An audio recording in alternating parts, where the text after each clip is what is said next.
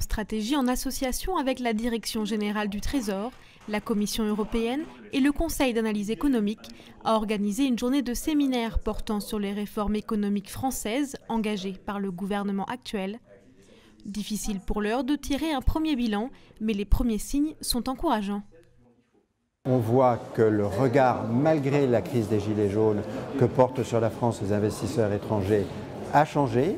Ça commence à se traduire, ça prend toujours un peu de temps, dans les décisions d'investissement, de localisation, de centres de recherche ou d'usines. Et donc il y a un certain nombre d'éléments plutôt assez encourageants sur les premiers résultats. Puis maintenant, il faut accepter l'idée que ça met 1 an, 2 ans, 3 ans à produire de pleins résultats. Les réformes économiques visent à augmenter la croissance potentielle du pays. C'est ce qui lui permet de croître sans générer de tension sur sa capacité de production ou sur l'inflation. Il y a des réformes qui ont eu lieu déjà du marché du travail, par exemple, qui visent à favoriser le recrutement, le développement des entreprises.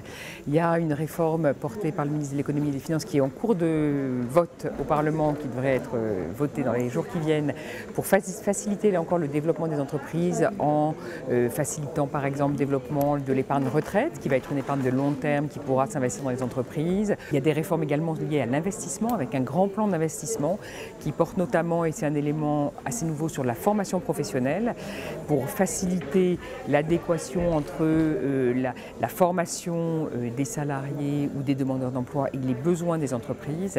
Et donc c'est une réforme pour favoriser le développement à long terme de l'économie française. Une fois les réformes dites de première génération, comme celle du travail ou des retraites mises en place, il faut envisager les réformes de deuxième génération 2.0 qui sont tournées vers la justice sociale et le capital humain.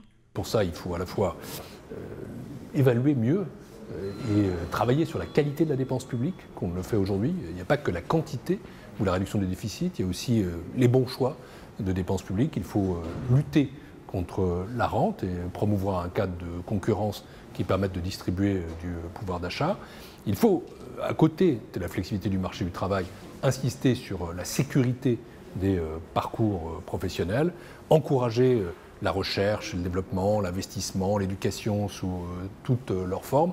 Et enfin, il faut mener avec résolution le combat contre les inégalités, qui est ce qui engendre en Europe le populisme. Tous les intervenants s'entendent pour dire que les réformes économiques ne doivent pas contraindre les contribuables, tout en rendant l'économie plus résiliente et plus forte, et surtout garder à l'esprit sa dimension sociale.